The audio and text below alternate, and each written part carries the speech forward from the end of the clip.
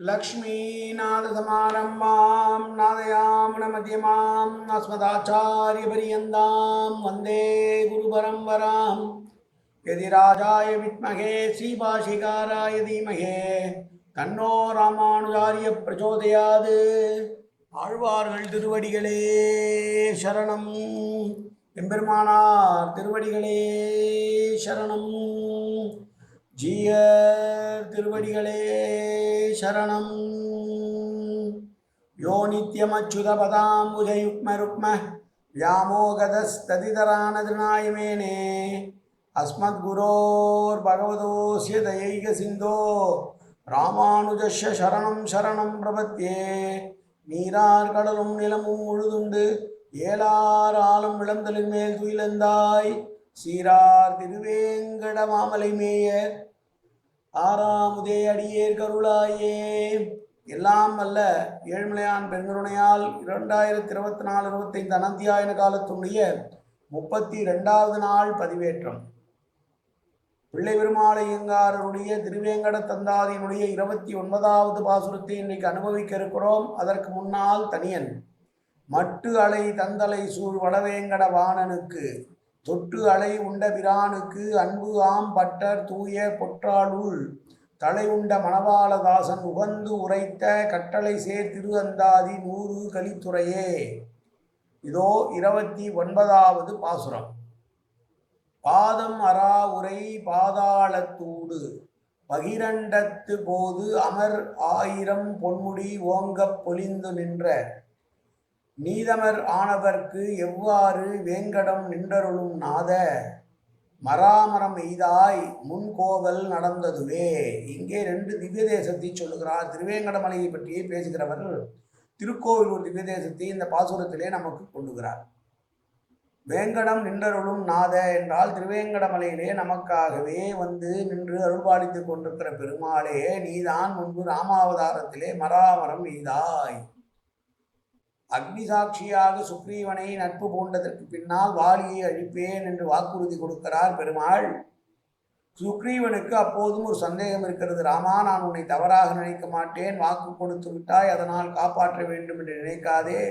வாலியினுடைய பலம் எனக்கு தான் தெரியும், வாலிக்கிட்ட உதவாங்கினவன் நான் தான், எனக்கு தான் அதை பற்றி தெரியும். வாலியை சாகடிக்கணும்னா அதுக்கு ஒரு பெரிய வழி இருக்குது, எந்த அம்பும் அவனுடைய உடம்புல போகாது.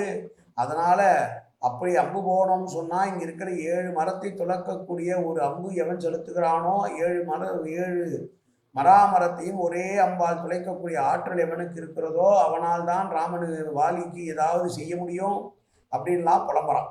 உடனே அவனுடைய சந்தேகத்தை போக்க வேண்டும் என்பதற்காக ராமர் தன்னுடைய வில்லிலிருந்து ஒரு அம்பை எய்து 7 மராமரத்தை துளைத்து அவனுக்கு அருள் புரிந்தார். ஒருத்தங்கிட்ட ஹெல்ப் கேட்டு போகிறோம், ஹெல்ப் கேட்ட போகிறவனையே சந்தேகப்பட்டா எப்படி? ஆனால் சுக்ரீவன் சந்தேகப்படுறான். எப்போவுமே இந்த ஜீவனானது பெருமாள் நேரடியாக ஆச்சாரியன் ரூபமாக வந்து நம்ம எதிரே நின்றாலும் கூட நமக்கு அது பெருமாளான்னு ஒரு டவுட் வரதான் வருமா. ஏனென்னா நம்முடைய கர்ம வினை அப்படி சுக்ரீவனானவன் சந்தேகப்பட அவனுடைய சந்தேகத்தை போக்க வேண்டும் என்பதற்காகவே மனாமரங்கள் எழுதியும் துளைத்தவர் அவர்.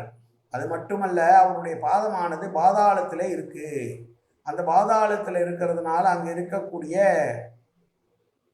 1000 பாம்புகள் இருக்கக்கூடிய பாம்புகள் வசிக்கிற பாதாள உலகத்திலே பாதமும் தலைமுடி எங்கேயோ கோலத்திற்கு மேலே முகட்டு வெளியில இருக்கு. 1000 அழகிய திருமுடிகள் கொண்ட இந்த அண்டகோலத்தினுடைய மேல் முகட்டு வெளியிலும் வளர்ந்து நிற்கிற விசுர்வத்தில் வளர்ந்து நிற்கக்கூடியவனான பெருமாள் தான் ராமனாவதார காலத்திலே ராமனாக இருந்து 7 மராமரத்தை துளைத்தான். அவனே திருக்கோவிலூர் திவ்ய தேசத்திலே தன்னுடைய பாகவதர்களுக்காக காட்சியளித்தவன் அவனே என்று சொல்லுகிறார். நடு திருப்பதிகளிலே ஒன்றான திருக்கோவிலூர் நடுநாட்டு திருப்பதிகளிலே 2 இது ஒன்று. தென்பெண்ணை ஆற்றங்கரை மீது இருக்கிறது. முதலாழ்வார்கள் மிகவும் மிருகண்டு ஆசிரமத்துக்கு வருகிறார்கள்.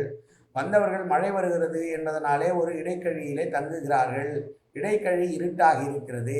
யானால் ஒருவர் படுக்கலாம், 2 உட்காரலாம், 3 நிற்கலாம் என்று இருக்க 4வதாக ஒருவர் வந்திருக்கிறாரே, யார் என்று தெரியவில்லையே என்று ஆழ்வார்கள் ஒவ்வொருவராக பேசிக்கொண்டே இருக்கிறார்.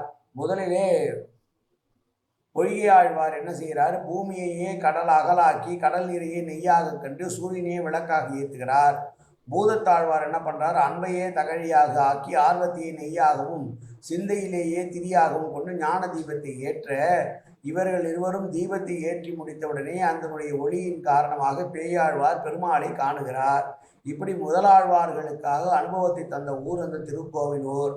திருக்கோவிலூர் பெருமாளை பற்றி சொல்லி அப்படி அங்கே திருக்கோவிலூரிலே 3 ஆழ்வார்களுக்கும் தரிசனம் கொடுத்ததனால் முதலாழ்வார்கள் மூவரும் ஆளுக்கு 100 என்று 3 திருவந்தாதிகளை பாடி பெருமாளை துதிக்கிறார்கள். அப்படிப்பட்ட பெருமாள் இங்கே திருவேங்கட மலையிலே நின்று கொண்டிருக்கிறார், நமக்கு அருள் புரிந்து கொண்டிருக்கிறார் என்று சொல்லுகிற பாசுரம். அவருடைய பாதமானது பாதாளத்திலே, பாதாள உலகத்திலே பாம்புகளுக்கு மத்தியிலே இருக்கிறது. தலையானது 1000 கோடி பிரகாசத்தோடு இருக்கக்கூடிய சூரியனை எல்லாம் தாண்டி தாண்டி எங்கேயோ ஒரு முகட்டுக்குள்ளே இருக்கிறது. அப்படி விண்ணுக்கும் மண்ணுக்கும் இருக்கக்கூடிய பெருமாள் தான் திருக்கோவிலூரிலும் இருக்கிறார்.